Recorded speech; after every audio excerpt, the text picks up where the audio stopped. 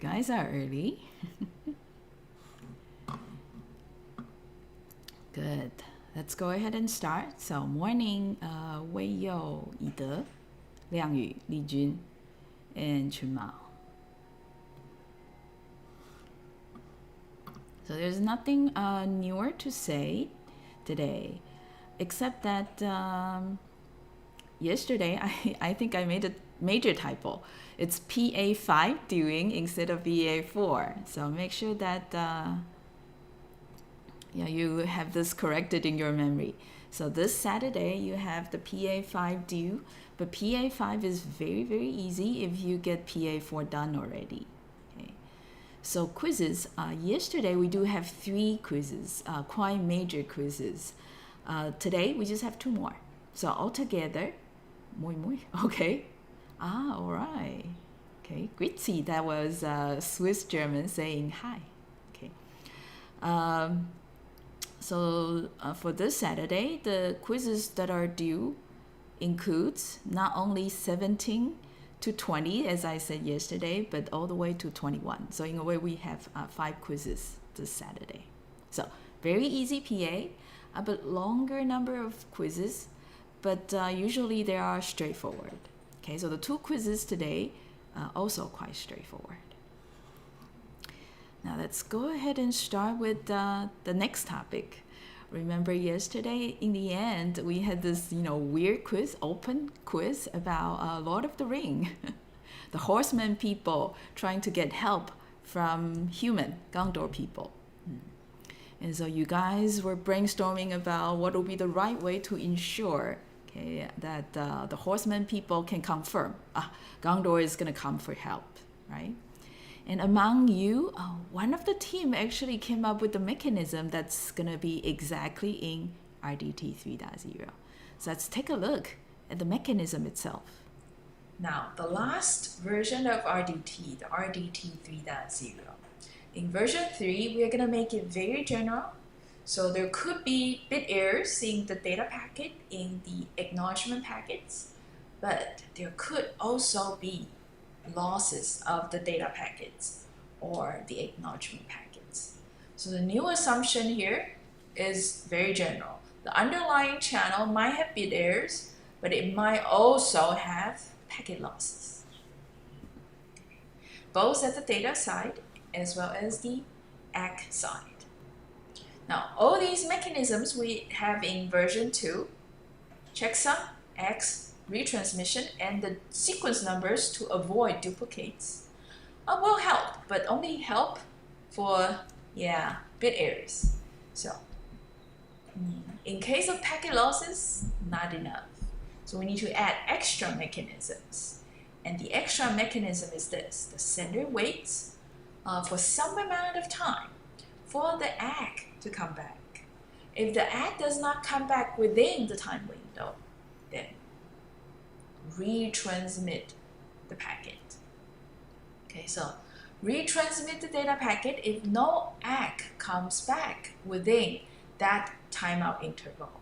All right, so what we're doing here is to require setting of a countdown timer per data packet being sent. Okay, so when the data being sent, timer gets started. That timer is going to tick. If ACK comes in before the timer expires, cancel the timer. If there's no ACK coming in and the timer expires, retransmit the data packet. Right? So that's pretty much all to address the packet loss issue. Now, hey, some of you might be wondering, what should be the timeout interval there, right? Hey, internet delay could be changing quite a lot over time. So these data packets can be just delayed, or the ACK packets coming back can just be delayed. So in case they are slightly longer than the timer that we have set up, then we will be retransmitting data unnecessarily. Yes. Okay. Some of the retransmissions might be unnecessarily a duplicate.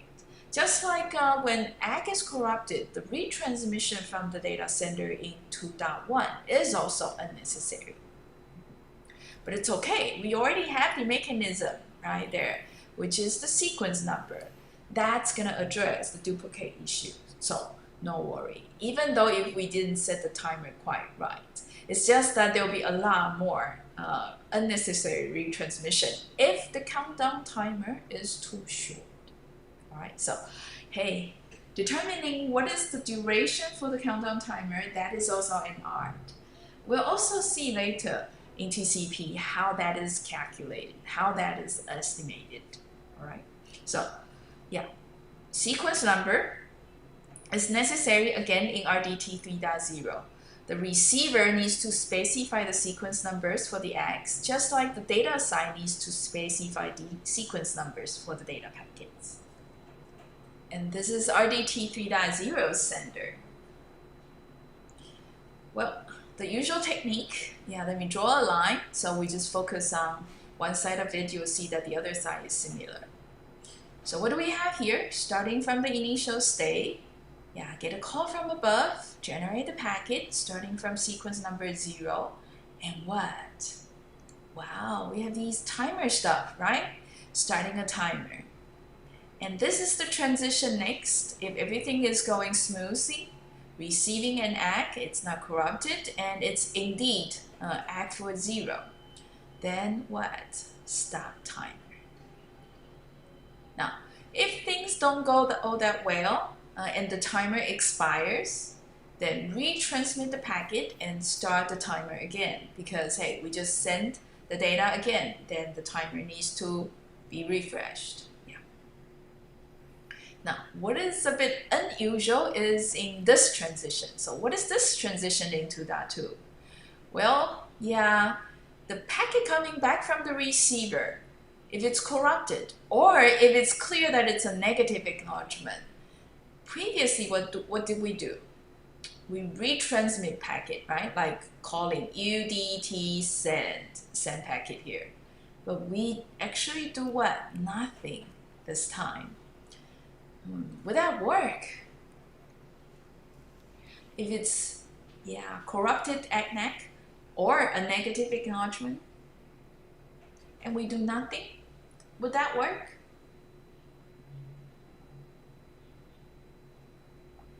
You know what? Hey, there's this transition, right?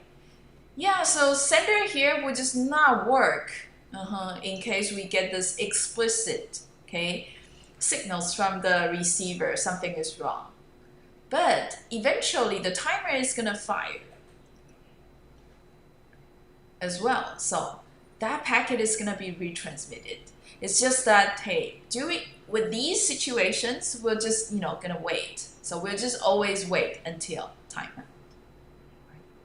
How do you like that? So how do you like that? Well, let's look down further. So first set of examples are straightforward. Now I'll let you ponder how you like RDT 3.0. In the meantime, let's move on and see a few examples of RDT 3.0 in action. So scenario number 1 here is the null loss scenario. So everything is going well. Data, ACK.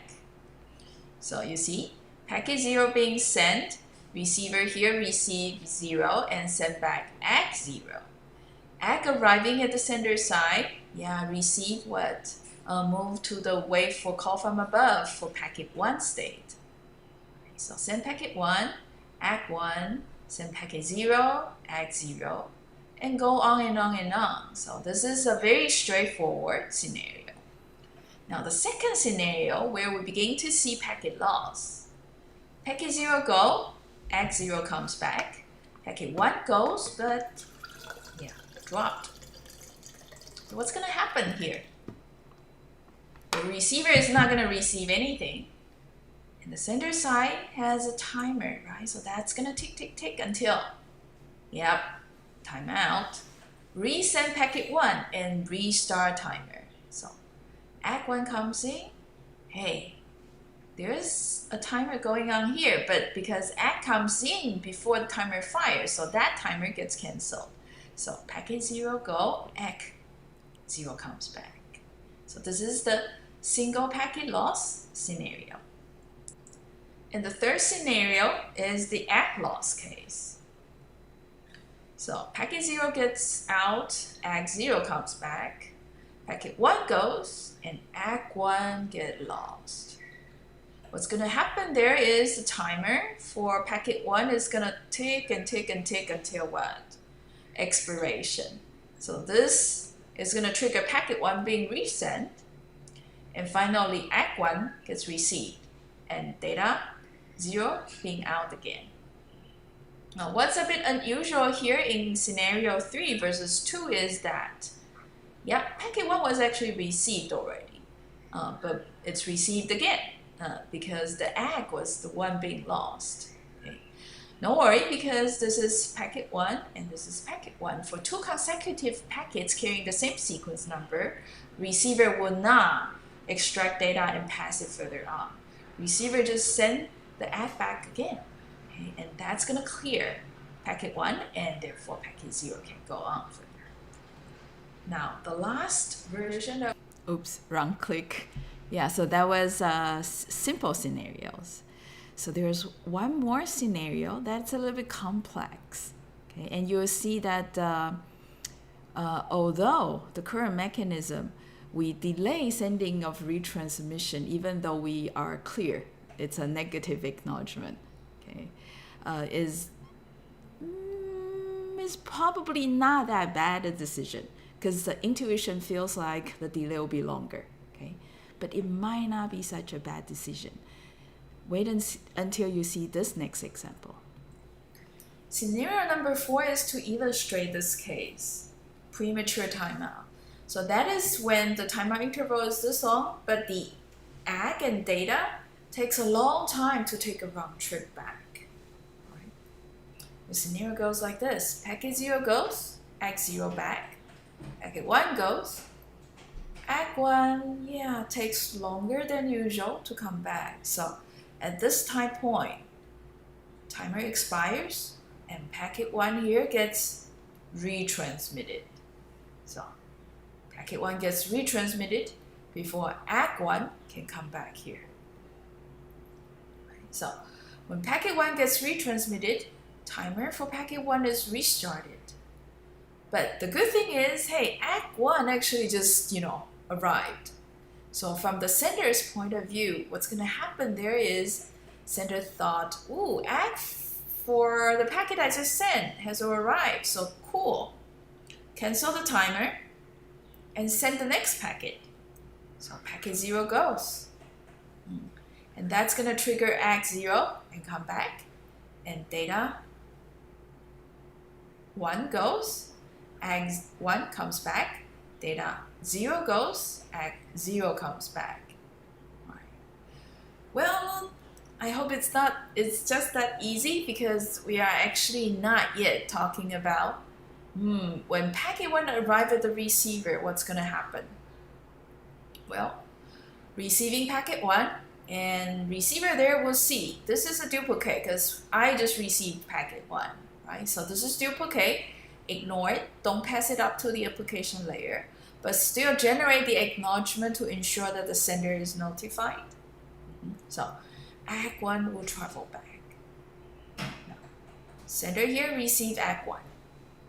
That's right after packet 0 is sent. What does that mean? Well, the sender there receiving a corrupted ACK or an acknowledgement that's not quite in sequence number that's expected, then it's probably a negative acknowledgement. So corrupted acknowledgement, negative acknowledgement, that should trigger retransmission in version 2. But in RDT 3.0, what do we do there? We actually ignore it, right? So some of us are not very comfortable about just simply wait until the timer. But you see here, hey, this will actually not trigger any further packet being generated. You'll see an advantage in the next scenario, where if we run RDT 3.0 with quick retransmission when there's ACK corruption or negative acknowledgement. So you see here, delay ACK, timeout expires first, packet 1 goes first.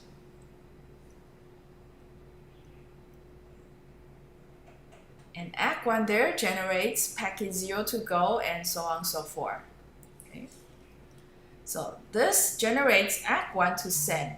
But if, we are not running RDT 3.0, but an RDT 3.0 with what? Retransmission upon corrupted ACK or a negative ACK, then we send what? Packet 0.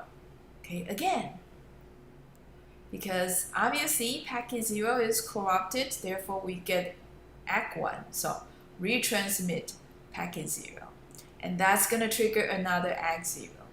You see, packet 1, packet 1, ACK1, ACK1, packet 0, packet 0, ACK0, ACK0. So for every data packet, for every ACK packet, there's going to be what? A parallel sending, duplicate of it. Is that good? Even though we try to retransmit early. Not that good either, right? Comparing this case and the previous case.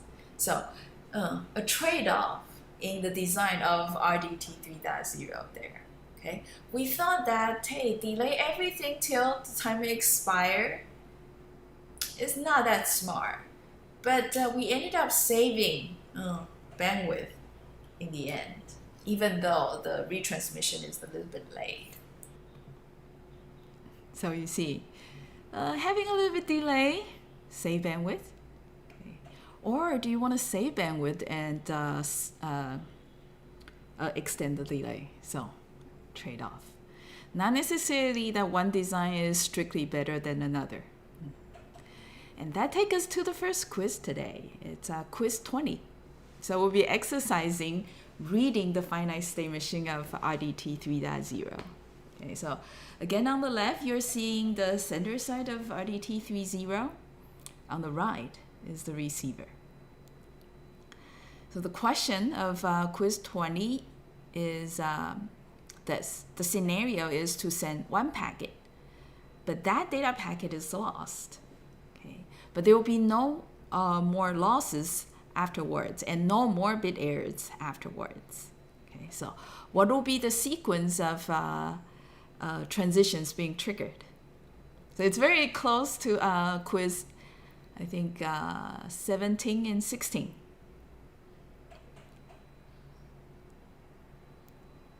All right, take your time. Mm-hmm.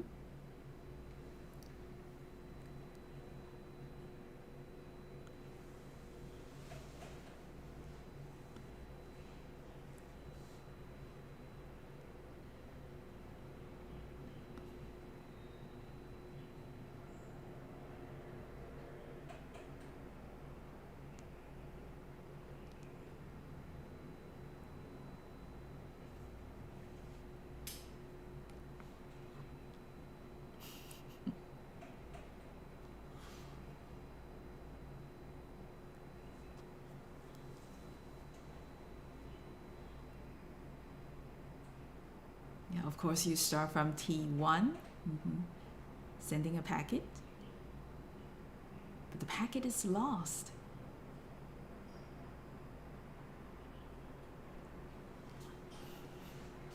So is there going to be anything arriving at the receiver? Sure. I can repeat the question. So I'm asking you to show the transitions triggered in sequence. Okay, in this scenario, send just one data packet, but very unfortunately, this data packet is lost.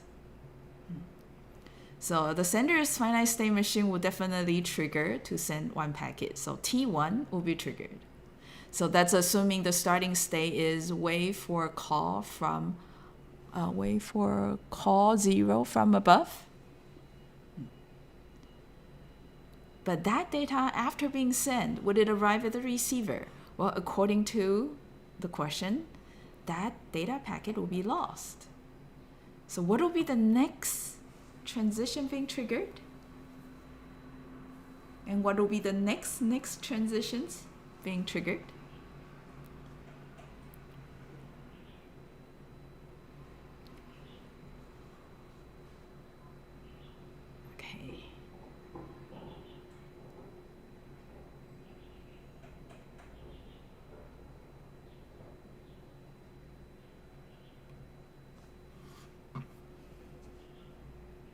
Oh, wow. Okay. Hey. Good. Many of the teams, yeah, didn't get the idea. So T1 must be triggered, right, to send the packet out in the first place.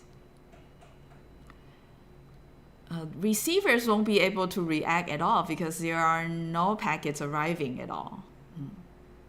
But you see, when the sender is sending the first packet, there's a timer being started, right? Because that transition that we see all the time in RDT version 2 across various subversions, right? We get a call from above, right? And then we start generating the data, including the checksum, including the sequence number, and then send packet. This time, in the end of all the actions triggered in the transition, we do have the start timer. That timer will continue to work even though the packet is lost. And when that timer expired, which transition do we trigger? T3, isn't it? Yeah, so that's very good. I see you guys all come up with T1 and then followed by T3. What does T3 say? Retransmit, right? And restart the timer. And because I think the quiz problem is defining such that there's no more packet losses, no more bit errors. So the data being retransmitted will arrive at the receiver. And at the receiver, what transition will we be triggering? Because no corruption and arriving, so received and no corruption, that will trigger T11. Right? So we extract data, pass it up to the application, generate the ACK for the corresponding sequence number, and send the ACK back. Okay. So T3 is the third transition. And then the data ACK 0 comes back, right? That's going to trigger what? T4, because it has arrived and there's no corruption and it's acting exactly packet 0.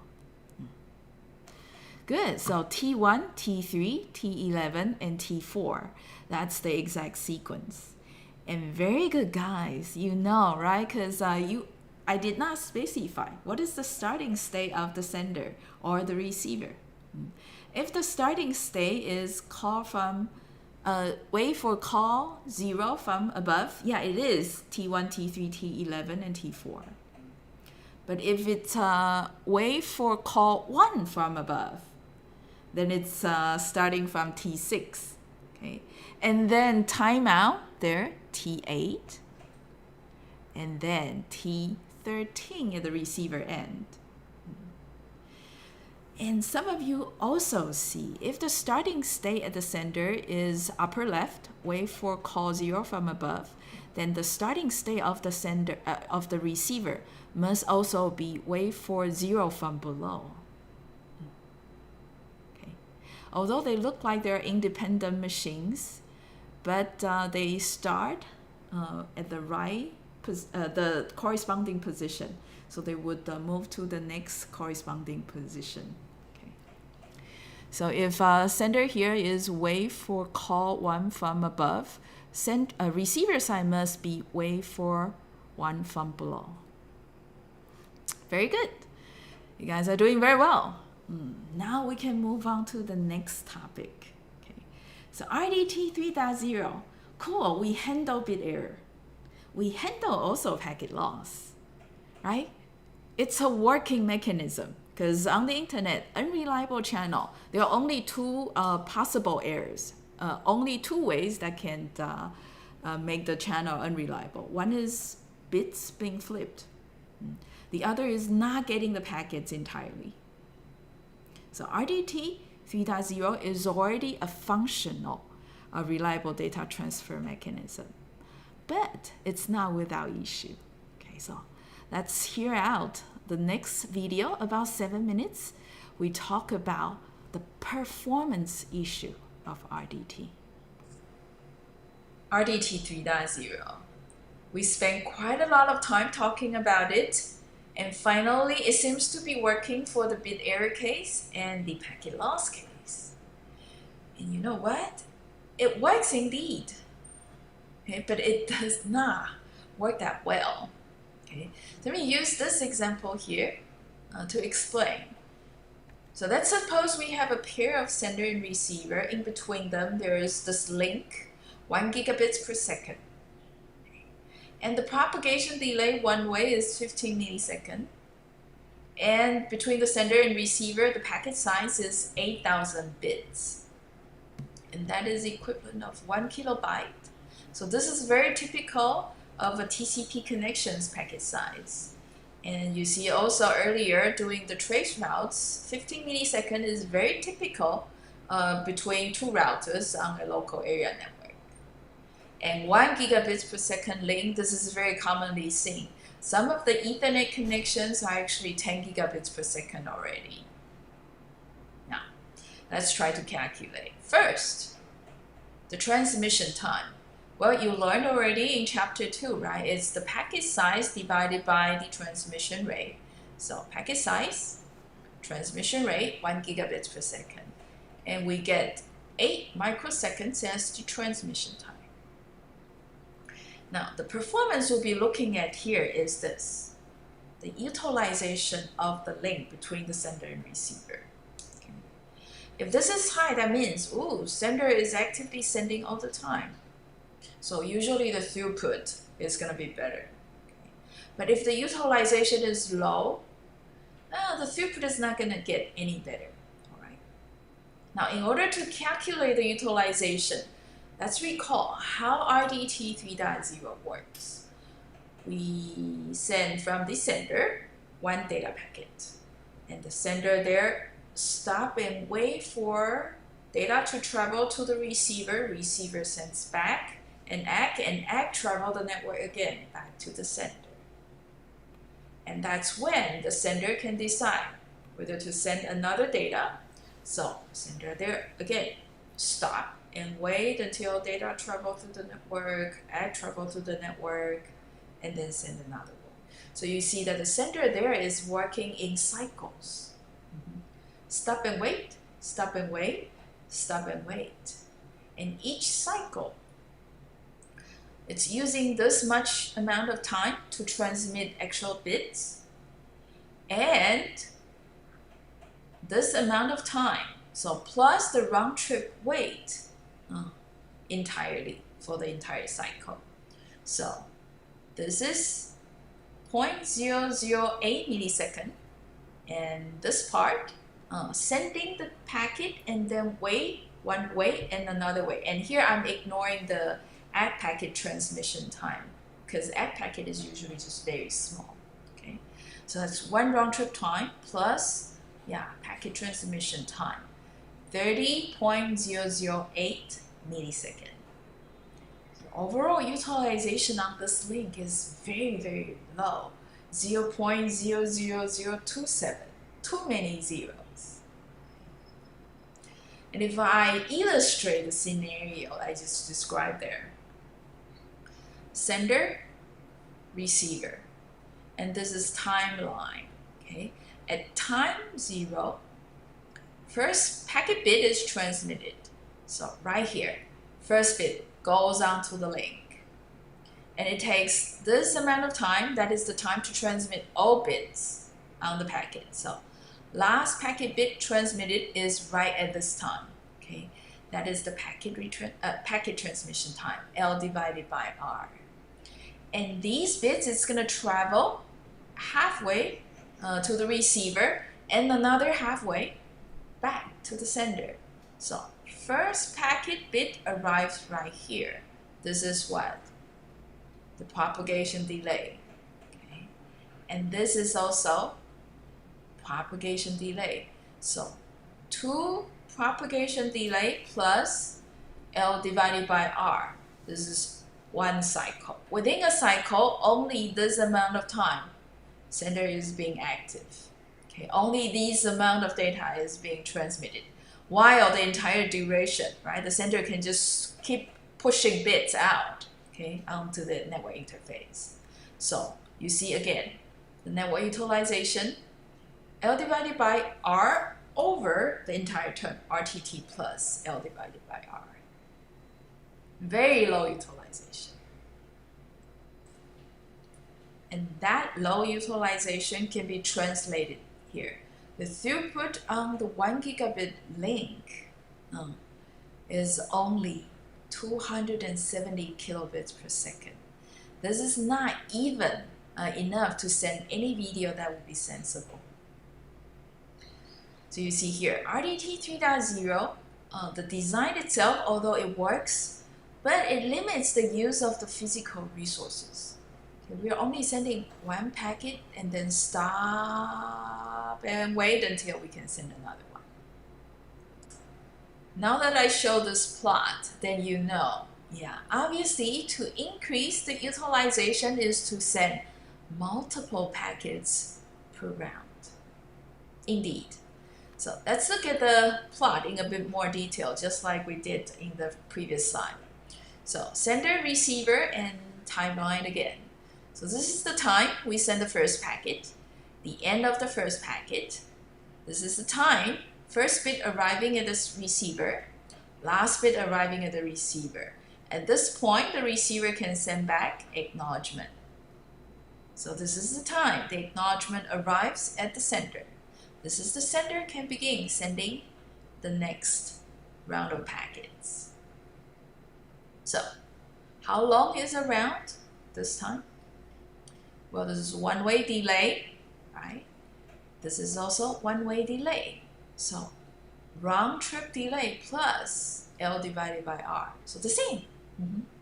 In each cycle, we now send multiple copies of packets. So now we're sending 3, so 3L divided by R, right? So utilization is now 3 times higher than the stop and wait scenario. All right. And that takes us to the new set of RDT called the pipeline RDT, which is based on this exact idea that we need to improve the utilization of stop and wait. So here's another 7 minutes. This takes us to this new class of RDTs called the pipeline protocols. Okay. What is said is, let me repeat myself, the sender allows multiple packets being sent per round, okay, or multiple packets in flight. By in flight, I mean that these are just data packets going out. They are not yet acknowledged. So it's illustrated better here. So this one on the left is stop and wait.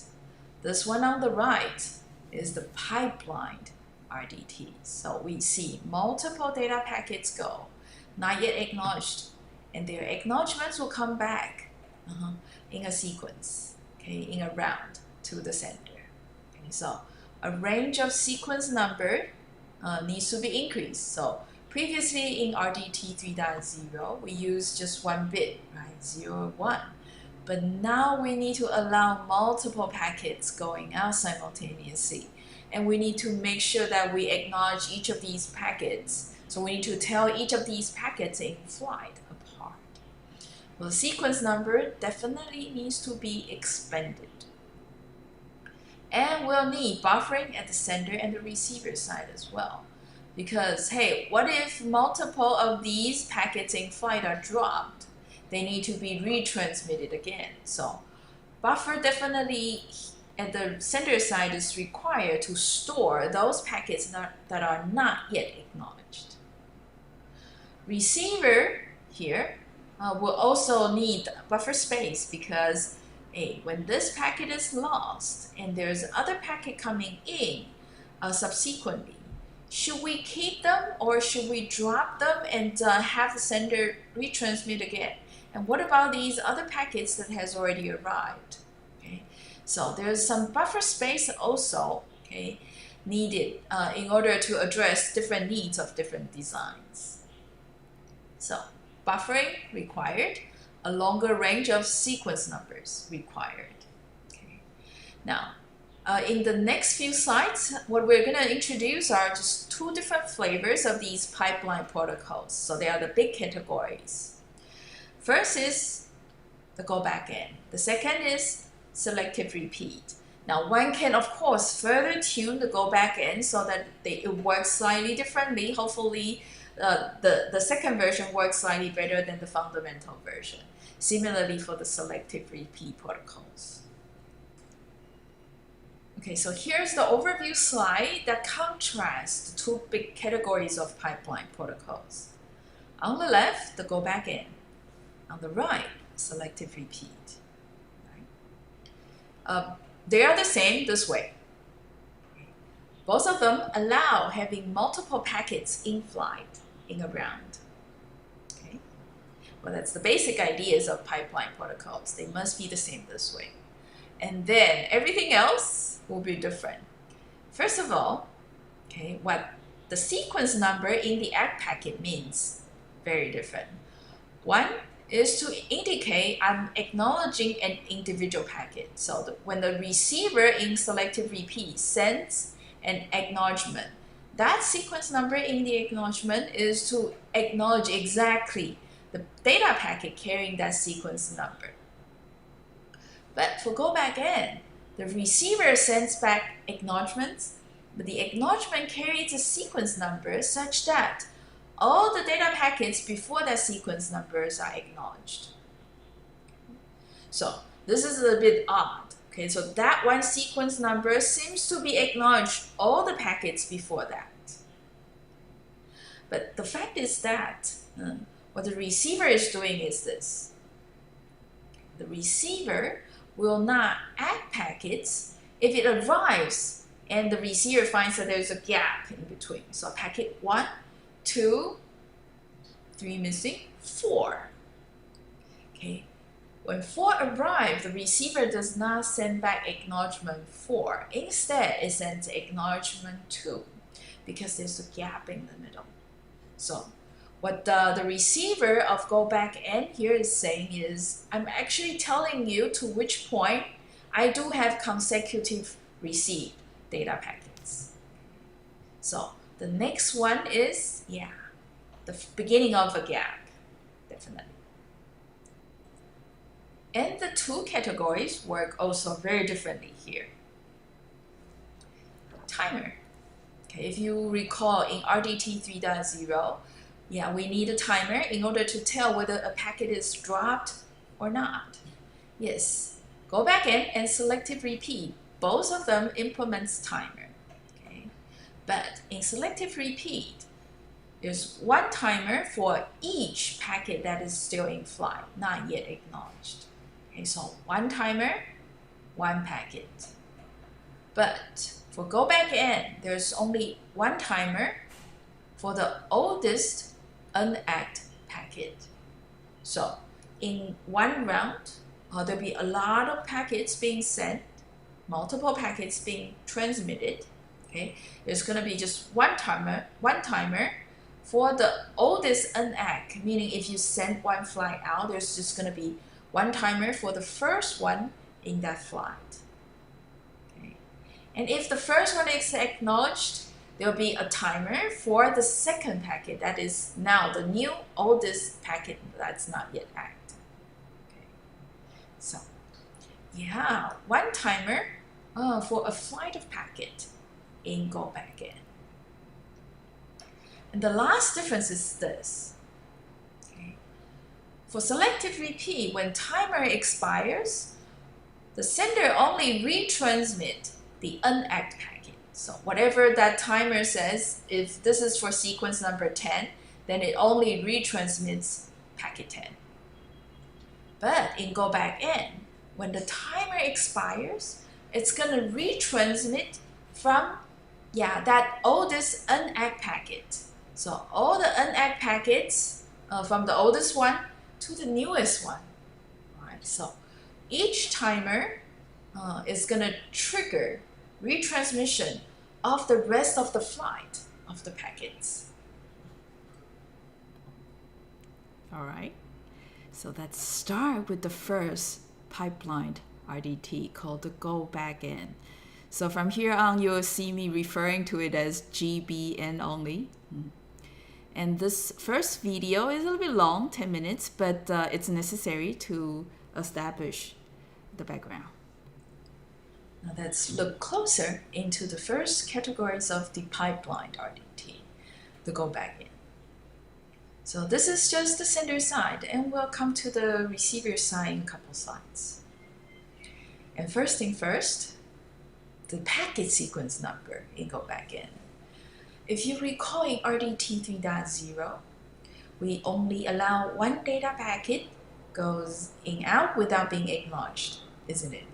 And in that case, we just need one bit sequence number to tell the old packet and the new packets apart. But now go back and being a pipelined RDT, which we allow multiple packets being out in transit without being acknowledged.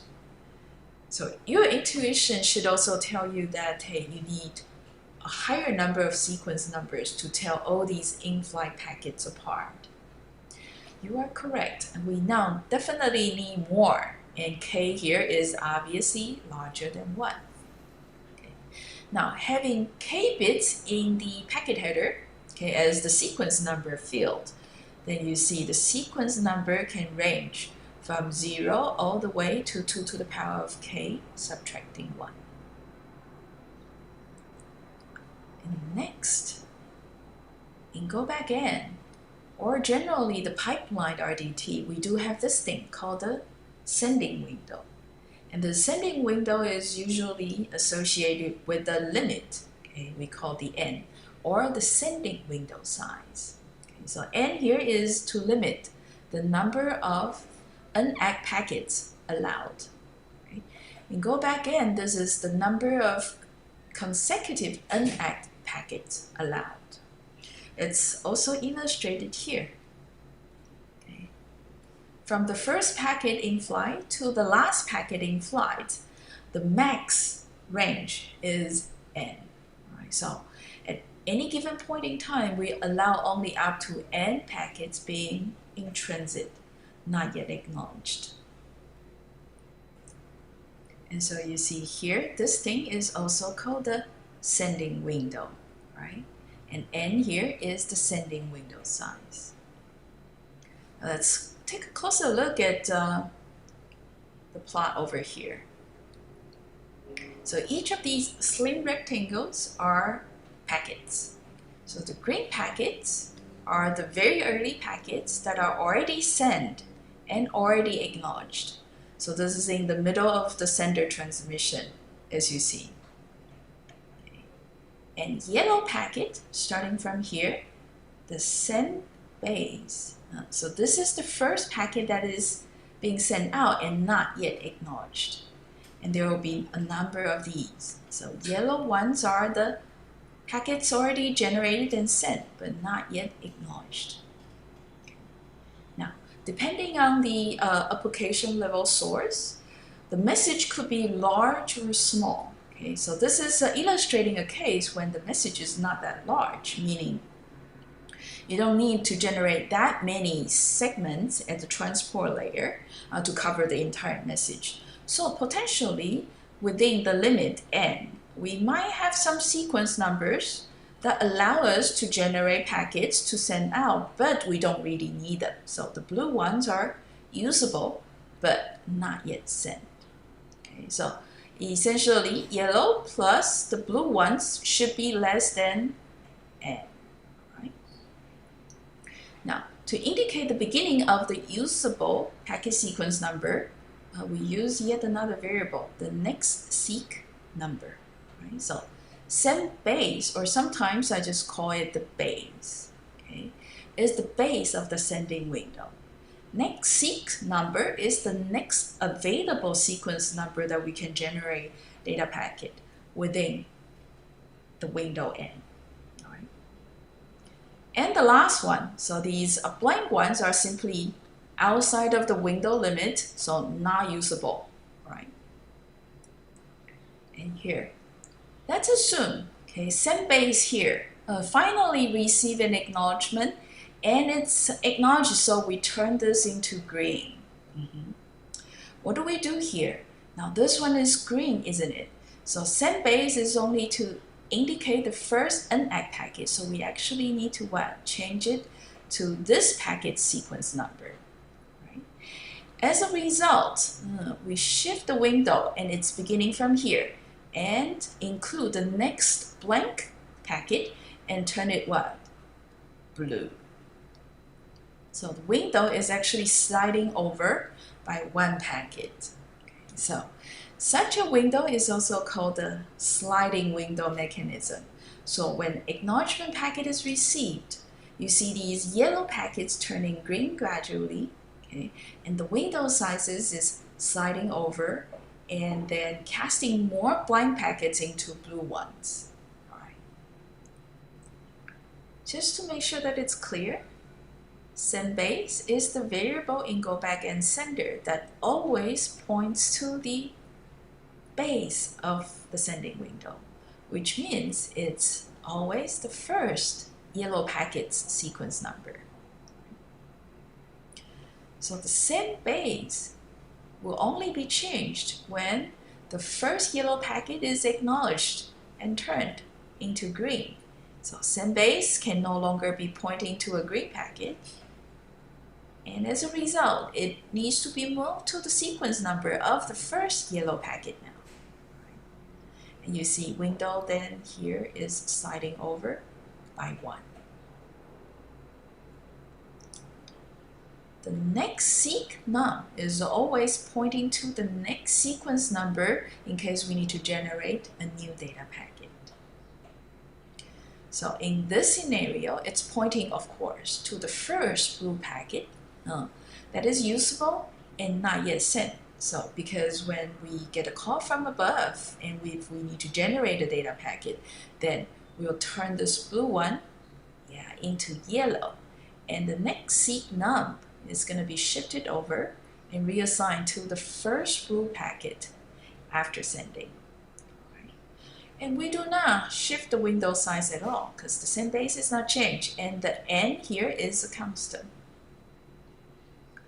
But be careful though. There will be scenarios where, hey, all these blue ones are actually yellow, meaning the sender does have large message to send and we are actually exhausting the entire window size to send the message already. In that case, the next seek num will be pointing here at a blank packet. Okay, that is the next available sequence number to generate a data packet. But it's not quite yet pointing at the blue one because, there's no blue packet at all. All right, so next seek num, to be very precise, it's just to point into the first sequence number in case we need to generate another data packet. The rest of the go back end you heard a little bit already about. The AG, the sender received is going to be a cumulative AG. Okay. What it means is that in the sequence number of the cumulative AG, it indicates all the data packets before this number n are acknowledged. Okay, so all packets before n, including n, are green. All right. Now, if the sender receives duplicate acknowledgements, so hey, AG n has already been received, but the next moment, another AG n is received. What does that say? If you recall earlier, that usually meant, packet n plus 1, there is a gap at the receiver. And receiver does not send acknowledgement up to sequence number n if there is actually any gap before it. Right? So receiving of a duplicate AG at the sender side indicates, whatever n is plus 1 is a packet that's missing. Timer. There is only one timer for an entire flight of an AG packet. So it's a timer associated with the base, of the in-flight an AG packet train. So that is essentially this. The oldest in-flight an AG packet is always indicated by the send base. In a way, there's a timer associated with the send base, essentially. Whenever the send base is changed or whenever the send base is refreshed, we refresh the timer or restart the timer. If it's been unfortunate that we do have packet loss such that the timer needs to time out, then we retransmit the entire flight of packet starting from n all the way to the highest number that's not yet ACK. So that means starting from the same base all the way to the last of the yellow packet. So timeout indicates the entire flight of the yellow packets will be retransmitted. So that was the overview of go back in, especially focusing on the sender side, the sending window. And it's perfect timing that we take a break. 10 minutes, we'll resume to start quiz 21. Okay. And I'm seeing you guys trying to complete the quizzes, I think 17 to 20. That's great. There'll be just one more coming up today. Okay, so let's take a break.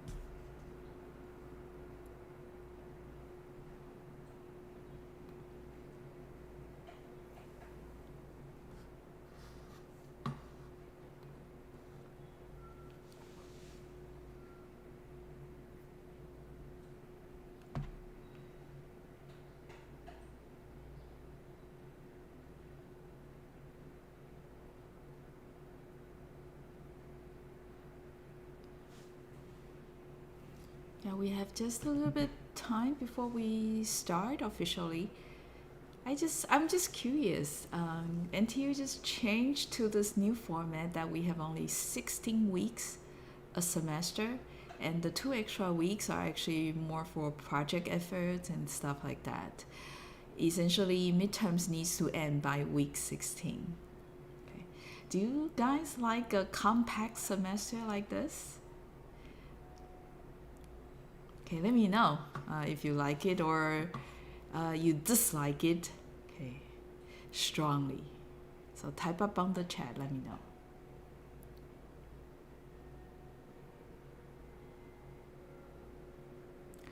Good.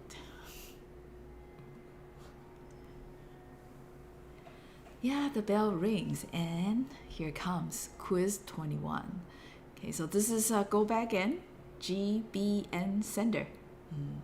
And you're seeing the sliding window here. Okay, Yanjun. Yeah, the 16-week semester seems tougher, right? Because it's all very compact. I think partly because professors need to adjust as well. We couldn't teach all that much material. I believe that 16 weeks is more so for international students. Because definitely international students are more used to shorter semesters. So we've been having long semesters for years, for decades. So I guess both sides, students, professors will all need to adjust. It's just not really possible to teach everything we used to do within 16 weeks. Yeah, really tough. All right, so quiz 21, GBN sender. So this is the sliding window. And in this quiz, I'm trying to be specific of the sequence number of all these packets. So the first yellow packet happens to be sequence number 23, first blue, 33. And first gray packet, the packets that are not usable, starts from number 39. Okay, so maybe we can come back to this discussion after we're done with the lecture. Okay, I think it's okay. Sometimes professors don't necessarily know how you guys feel having a very compact progress like this. Okay, so let me know. But let's hold on to it to the end of the lecture. Good. So hey, quiz 21 is asking you guys to tell the values of these 3 variables. We know set base. We've talked about that in the overview video. Next, seek num. This is also a variable that we've talked about in the video. Okay, let me introduce one more variable. First gray packet, and this is literally the first gray packet, the first unusable packet sequence number. Okay, so let's make that also a variable. Q1 asks this. What will be the value of these 3 variables after sending 2 more packets? Okay. Q2, independent of Q1. Okay. Starting from the state of the sender according to the picture on the left. If we suddenly receive an ACK saying sequence number 23, what will be the values of the 3 variables right after this? Q3, also independent of Q1, Q2. If we are receiving an ACK and the sequence number on the ACK is 32. Okay, so think about this. You guys have time to think about it. Okay.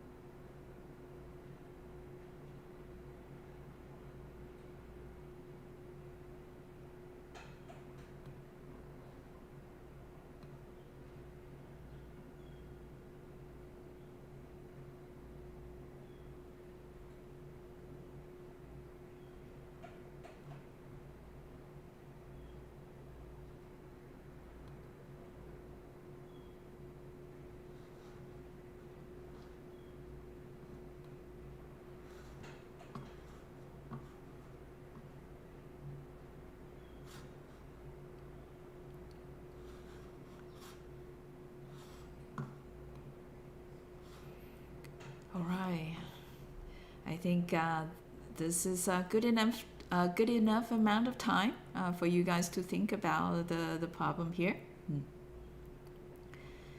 Good. I see many of you have already responded. Okay. So you see, this type of quiz that appears right after the video is to try to confirm you pick things up right. Okay. Let's come back to the question again. Q1, I think many of you got it right. Very straightforward, isn't it? We just sent 2 more packets, which means the next seek num needs to move further for 2 packets. So we turn number 33 and number 34 yellow. They are sent, okay, but waiting for acknowledgements. So next seek num will be added by 2. So we all get it right. In fact, I think everyone gets Q1 right. Okay. So send base is still the same value, 23. Next seek num, 33 plus 2, 35. And the first grade, of course, stays there.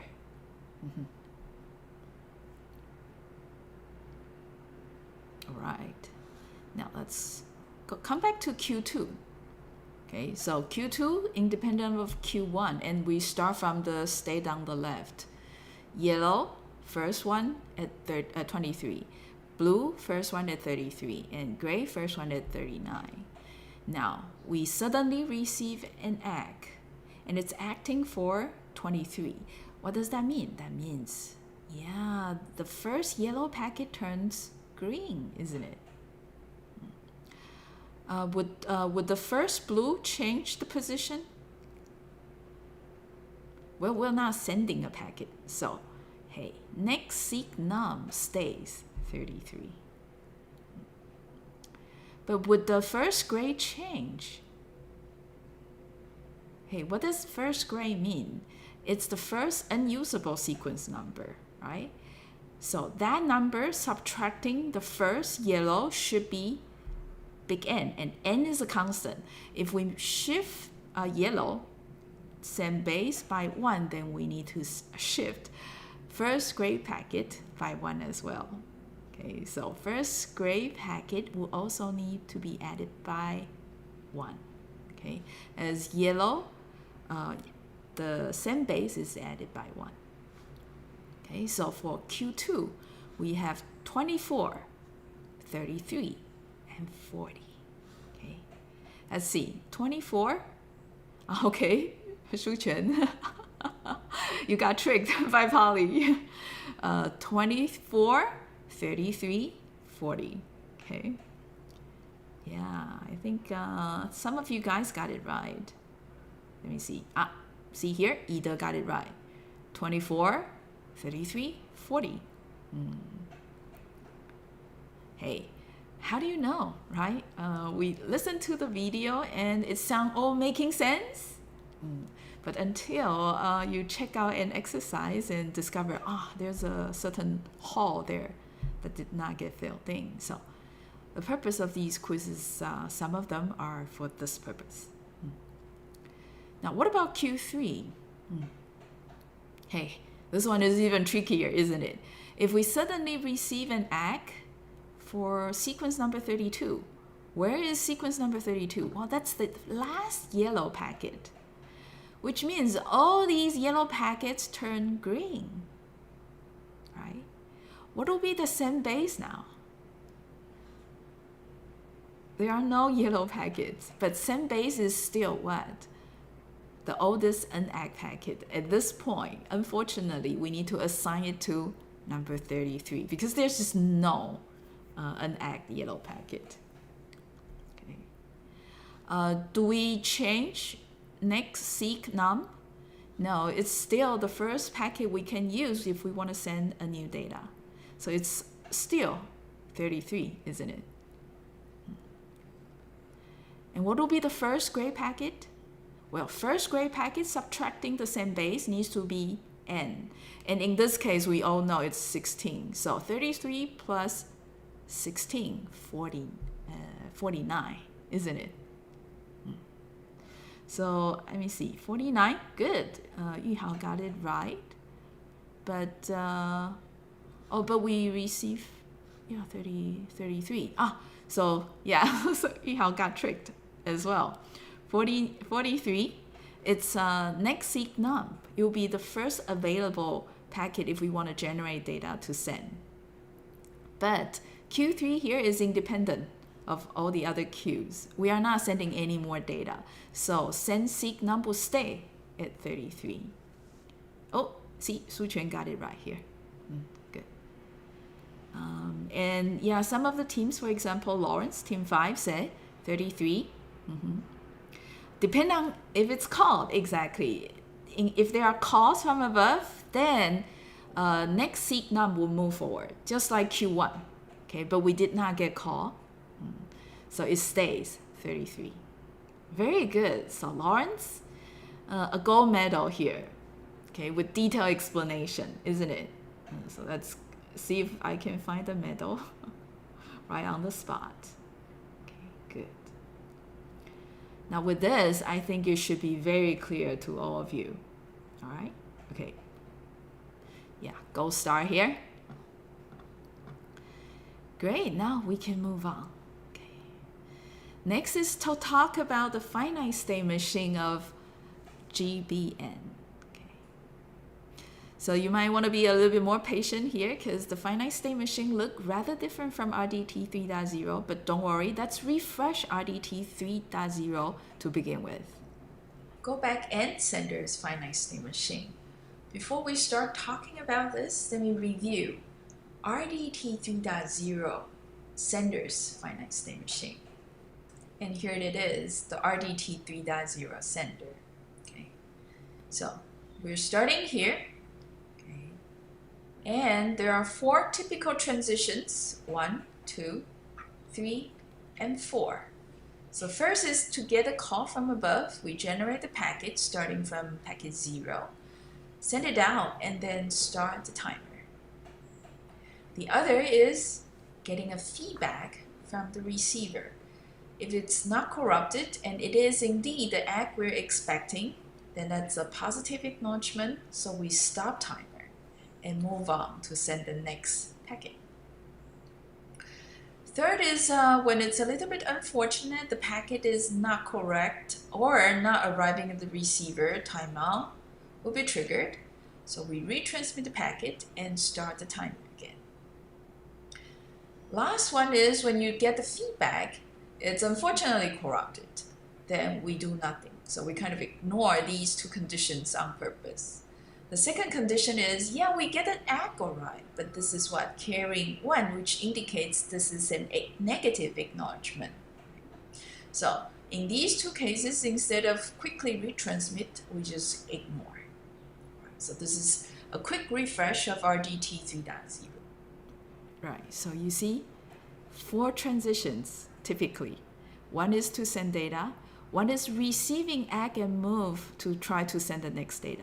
And then we have the timeout event, and we have also the event receiving the negative acknowledgement. 4 events.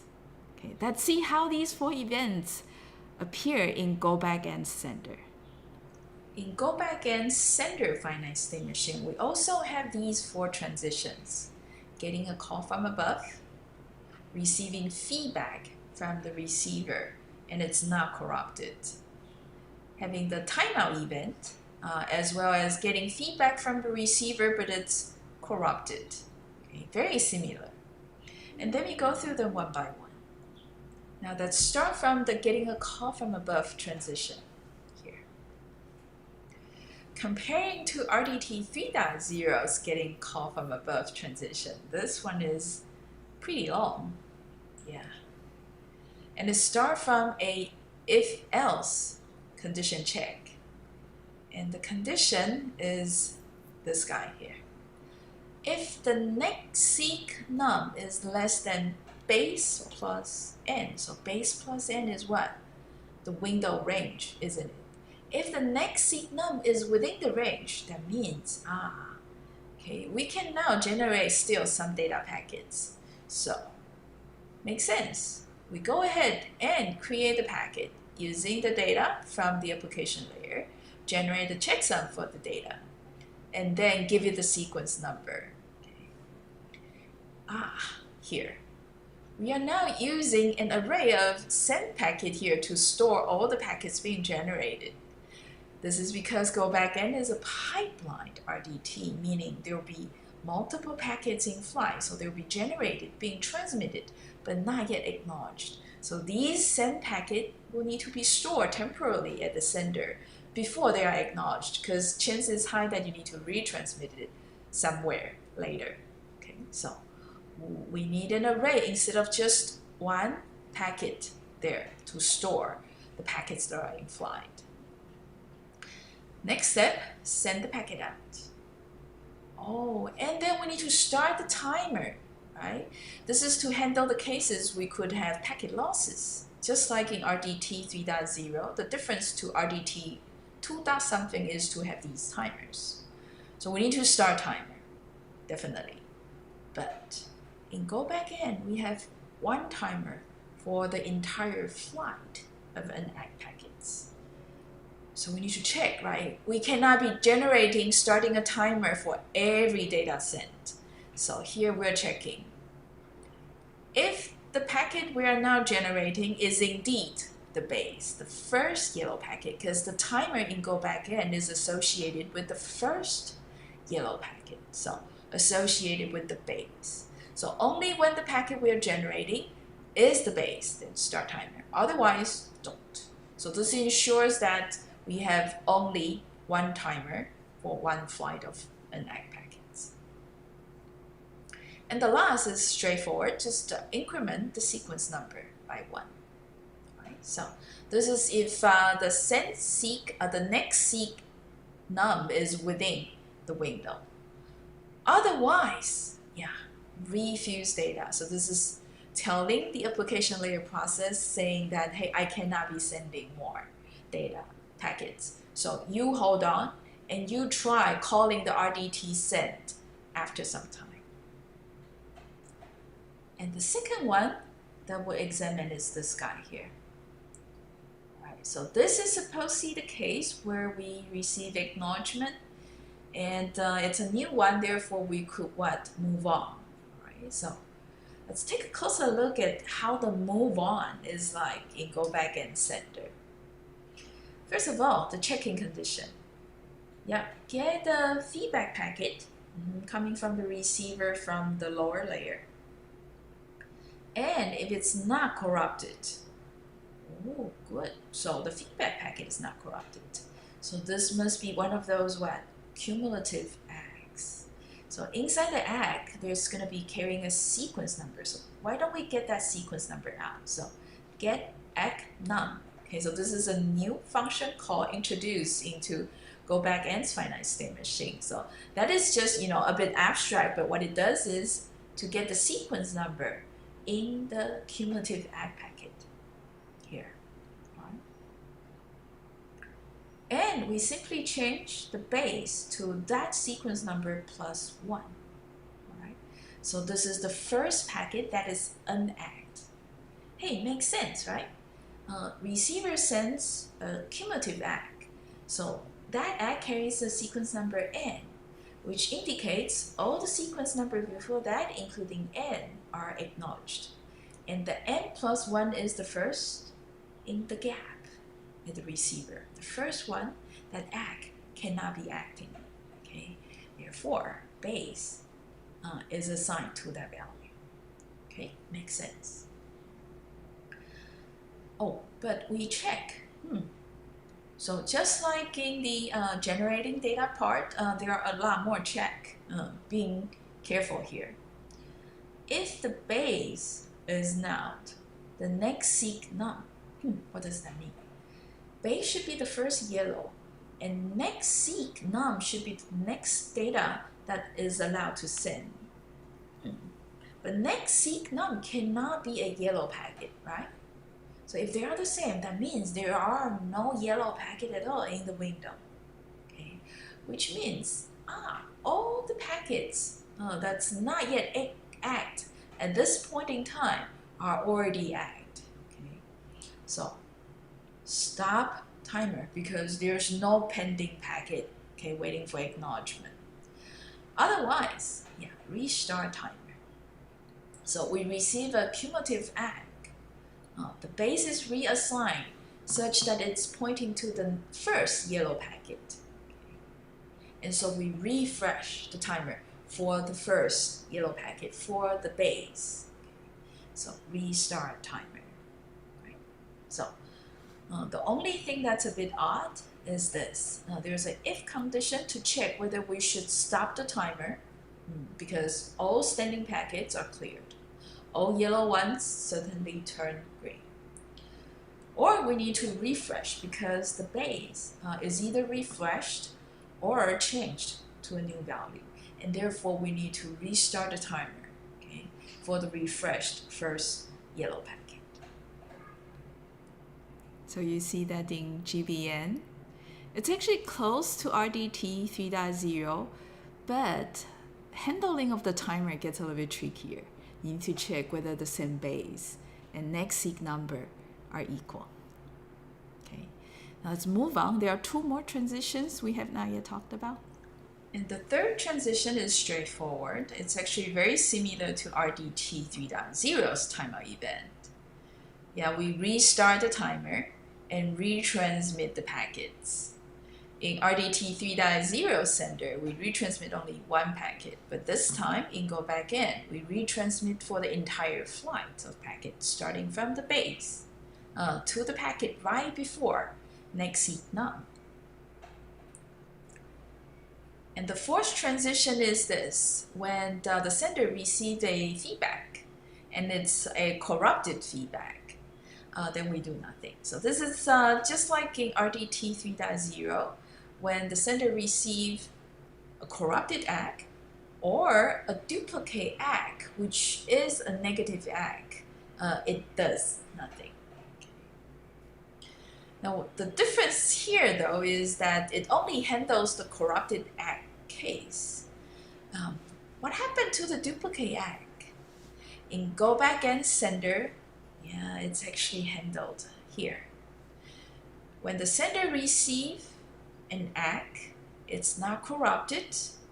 Whether it's a new ACK or a duplicate ACK, the actions are the same. If it's a new ACK, the base will shift to the right. But if it's a duplicate ACK, if it's a duplicate cumulative ACK, the base will remain the same. Right? Would this be a problem? Yeah, some of you might not be very comfortable with this, right? Because, hey, if the base remains the same, what do we do here? Yeah, we'll be definitely in this situation, right? Yeah, there's an unact packet somewhere and the base remains the same. We'll be restarting the timer, meaning the first time that base is receiving an ACK for all the packets before the base, the timer for that base has already been started. And now we're reassigning the base to the same value and restart the timer. That means we're extending the timer interval for that base. How do you like that? Think about it. And the last bit of the go back and sender, or shall I say the first bit of the go back and sender that we actually talked last, is the initialization of the sender. Okay, so the base, starting of the window, is initialized to sequence number 1. Next seek num is also initialized to sequence number 1. So this is unlike the RDT 3.0 sender receiver, always starting from packet sequence number 0. In go back and sender, textbook authors decide suddenly that they want to start from the sequence number 1. All right, so that was go back in. Are you sure? That was just the sender side of go back in. So we do have 3 more minutes of video just to cover the receiver side of go back in. Now, the receiver finite state machine of go back in. It's actually quite simple. Let's just skip the initialization and focus on the 2 transitions possible. Among the 2, this one is the more straightforward. We receive a data, get a call from below, and check the data, it's not corrupted, and check the sequence number of the data. Has seek num there is a function newly defined for go back in again. So what it does is simply, checking the sequence number in the data and see if it matches the expected sequence number, which starts from sequence number 1. So if we receive packet 1 and it's expected, extract data out of packet 1, pass the data up to the application layer, generate ACK packet for packet sequence number 1, send the ACK out, increment the expected sequence number. Okay, so this is the simple case where everything works as expected. No error, no loss. And the second case is the default transition. What default meant is just all the other conditions that's not matching the previous transitions condition, which means the data can be corrupted or the data received not corrupted but not carrying the sequence number expected. So here, corrupted data or data packet that's not in the expected sequence number. Now this could be a duplicate data packet. This could also be a data packet carrying the future sequence number. So in either case, which means default is just to send the same packet again. That is the packet generated here, which is the ACK packet that is generated previously when data arriving correctly and in sequence. So in case of corrupted data, out of order data, we discard the data, no receiver buffering, so there's no extract of data, no passing of the data up to the application layer, and all we do is simply react to the data with the highest sequence number arriving correctly in order. So go back and receiver there. Works a bit odd, not that intuitive, but it's very simple. It always acknowledges to the data packet that is the highest in sequence number for all those who arrive correctly and in order. So all the receiver needs to track is the expected sequence number. And that's pretty much all.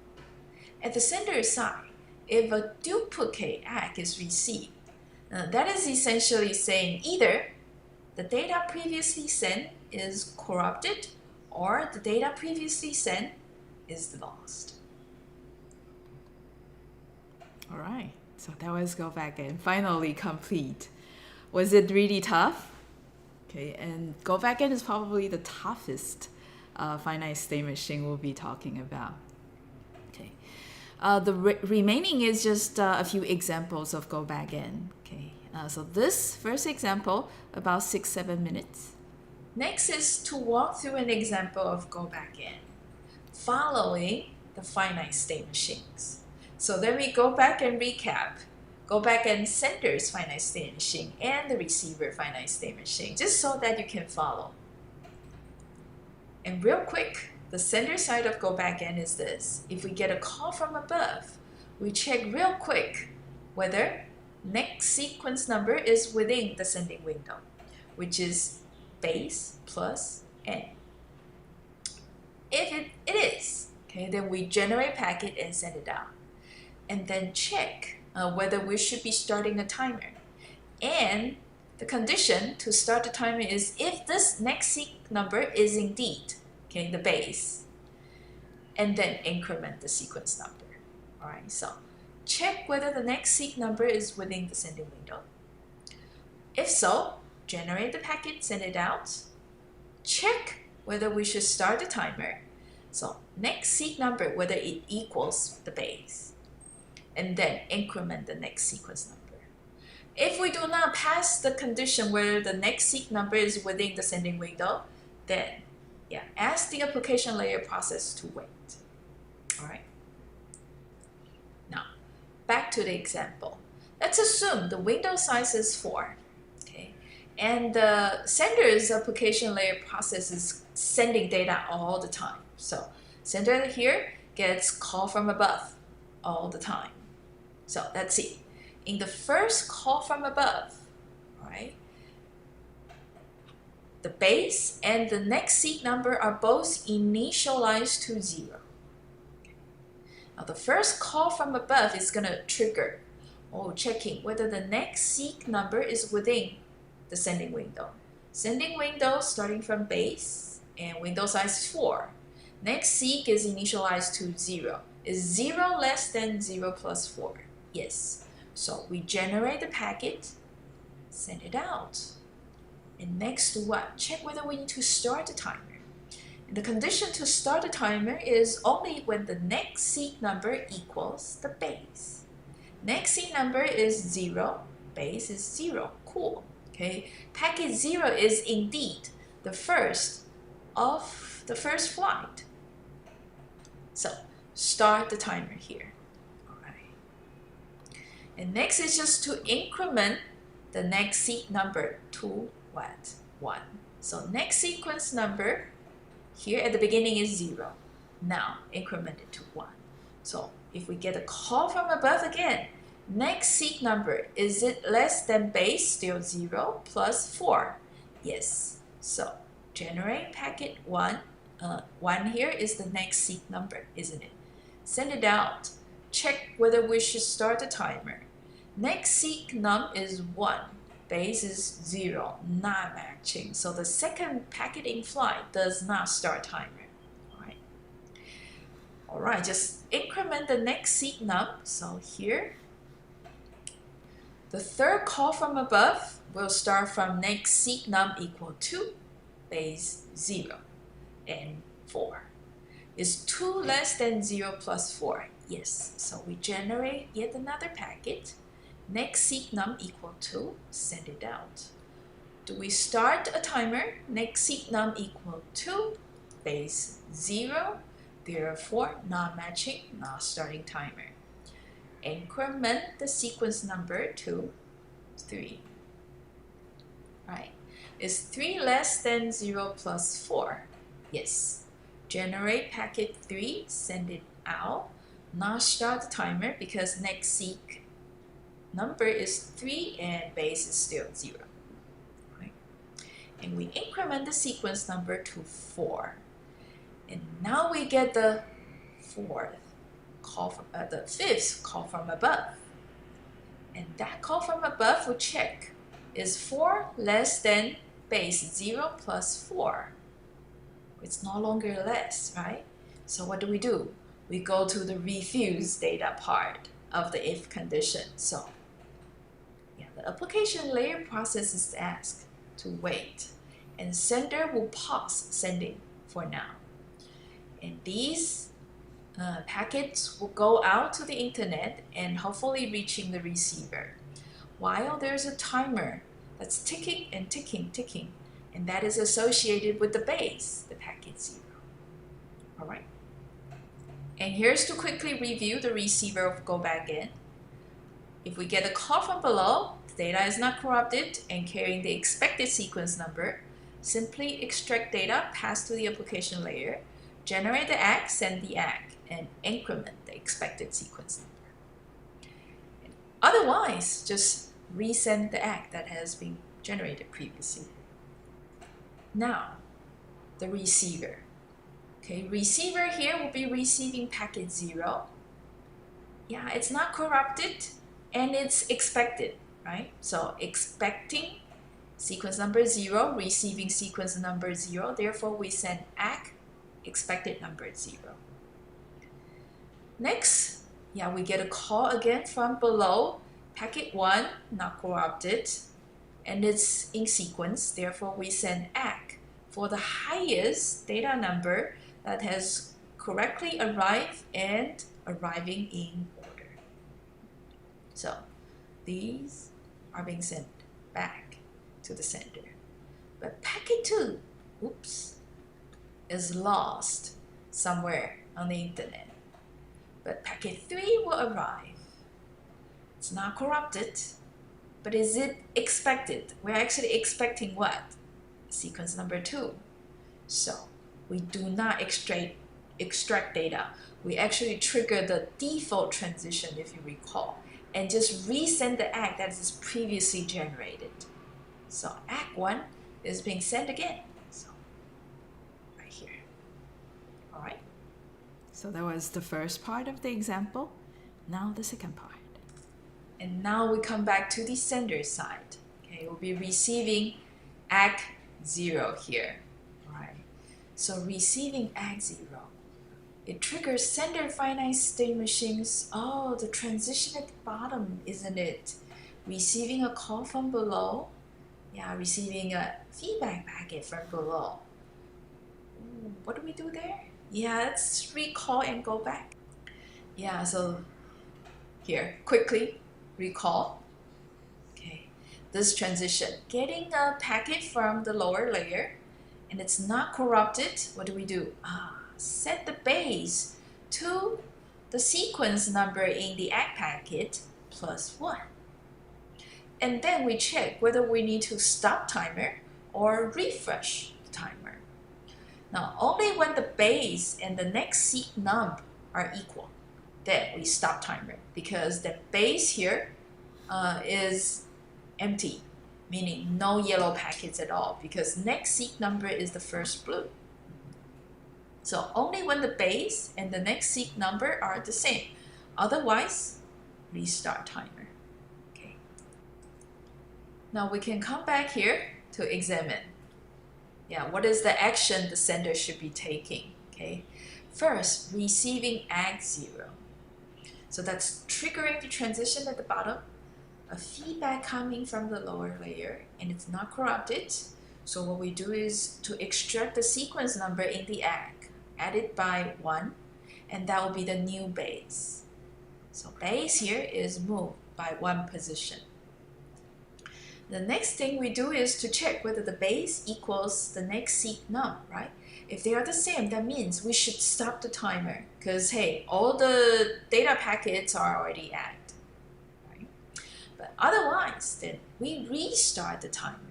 So hey, base is 1, next seek num was previously 4, isn't it? That's why we are waiting here.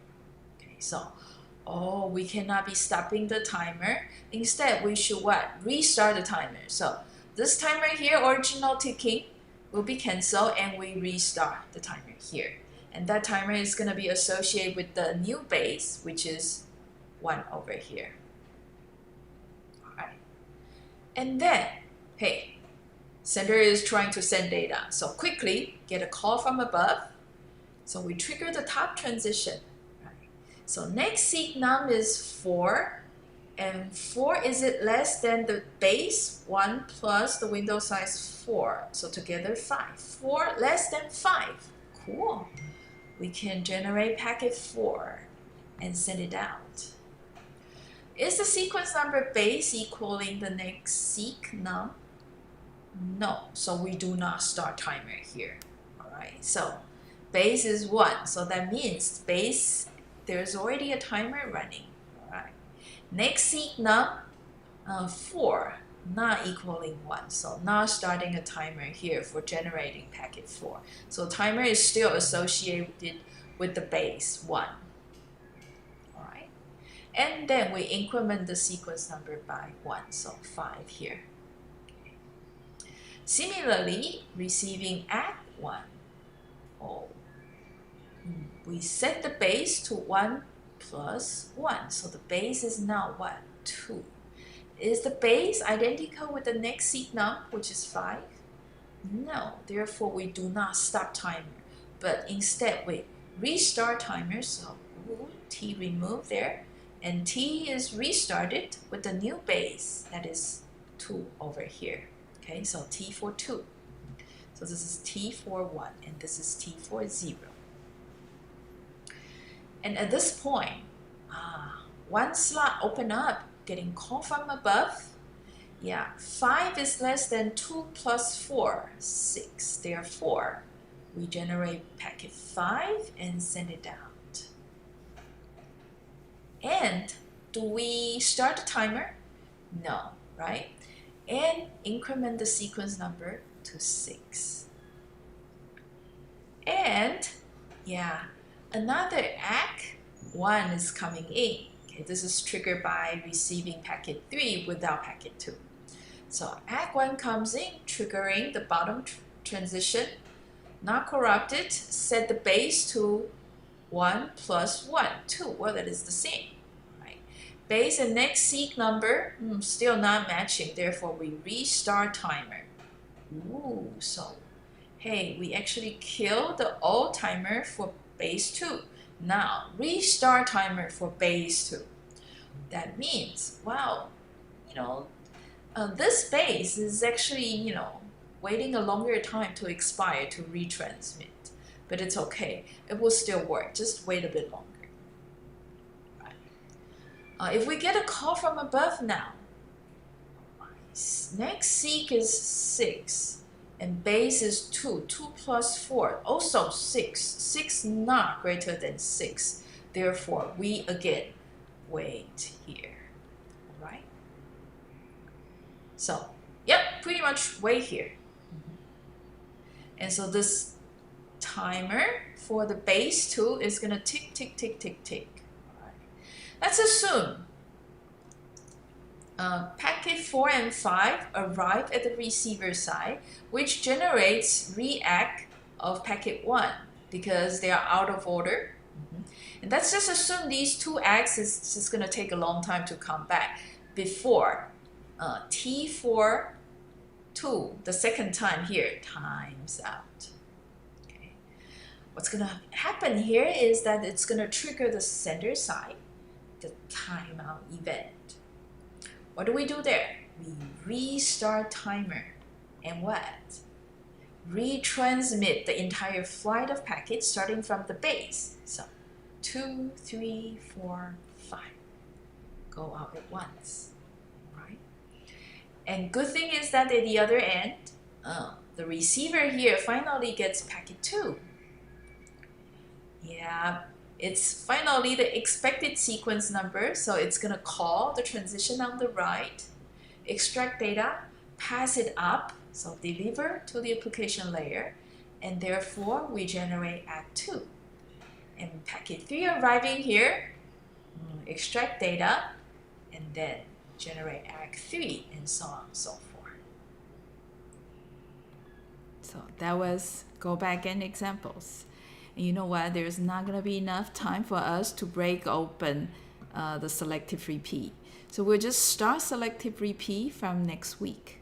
Okay. For the remaining time, feel free to go back to work on quiz 2021, or if you missed the quizzes yesterday, because there are quite a few of them yesterday, okay, feel free to use the time to go over the quizzes.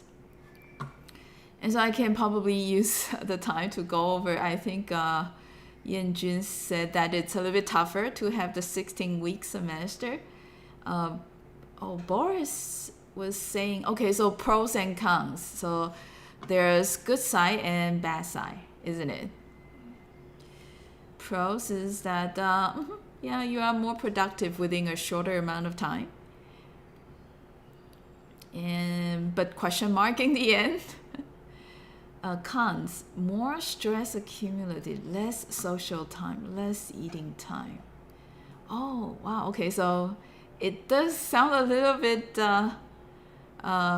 strong when you're talking about the cons than the pros. Okay, good.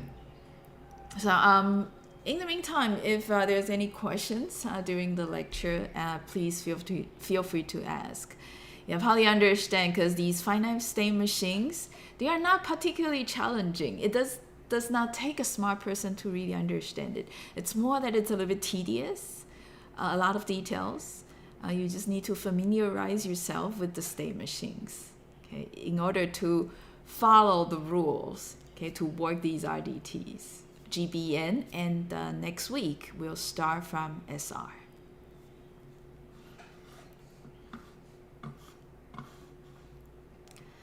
Otherwise, you know what?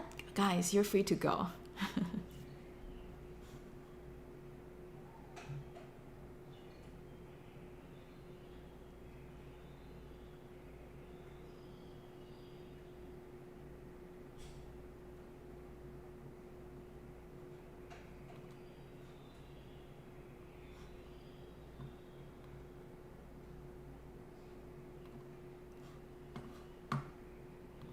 Okay, I got a question from Bosch here. What happens if ACK when received by sender from receiver?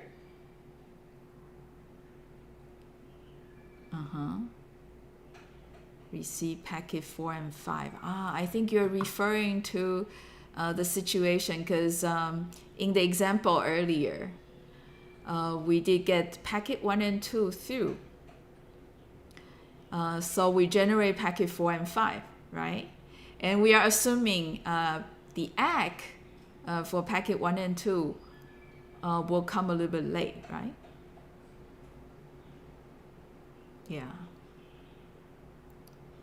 Yeah, so, but packet 4 and 5 triggers, again, ACK 1.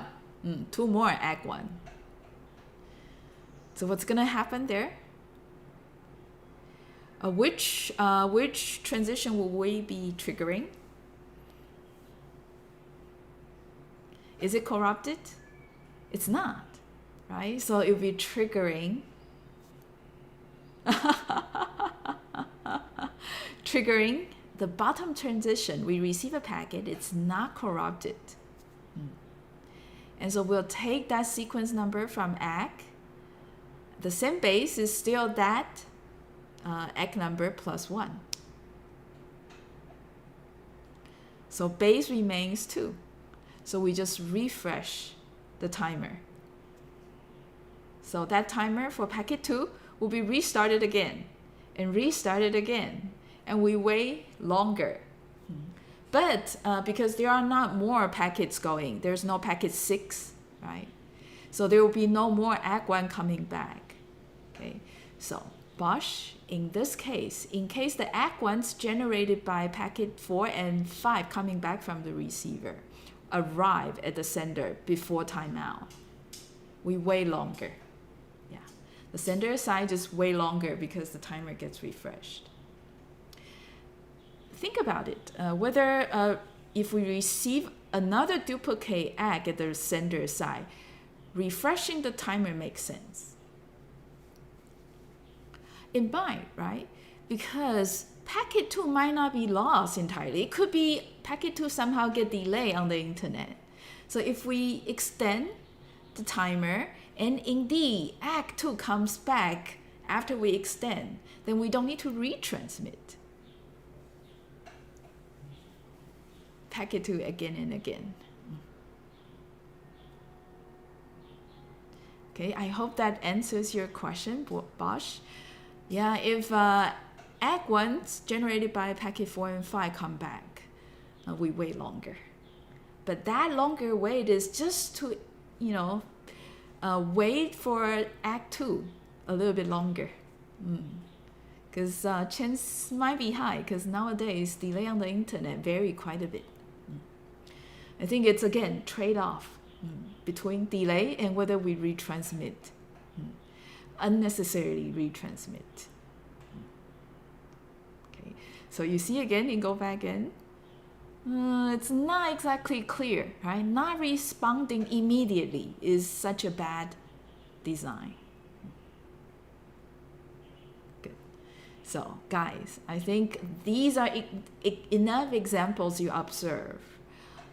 For engineering problems, it's very often you thought that, this solution will be better. You optimize for delay, but chances high that it actually de-optimized for another metric. Later on, when you're in the grad school, you might find it really depends on the quality of service in terms of delay, throughput, and all these other things you want to provide. You would design better. Optimizing for the metric for your application. Very good question, Bosch. And you are a graduate student. Good. Hey guys, definitely go get lunch.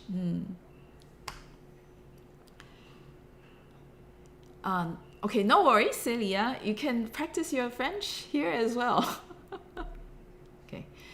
All right, and this is just, hey, this is midterm week, very stressful. Let's all get a little bit relaxed. and be a little bit open-minded. And hey, Bosch, don't take it offensive. Yeah, I think Celia is just teasing you. Okay, good. So let me take notes. Yeah, because I do have a few more live lecture videos getting the copyright claim. So let me get the participation by taking photos of you guys typing up on the chat.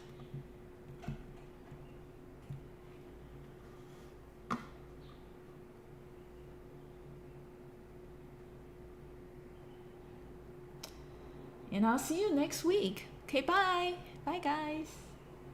Oh, thank you for coming even during the midterm week, by the way.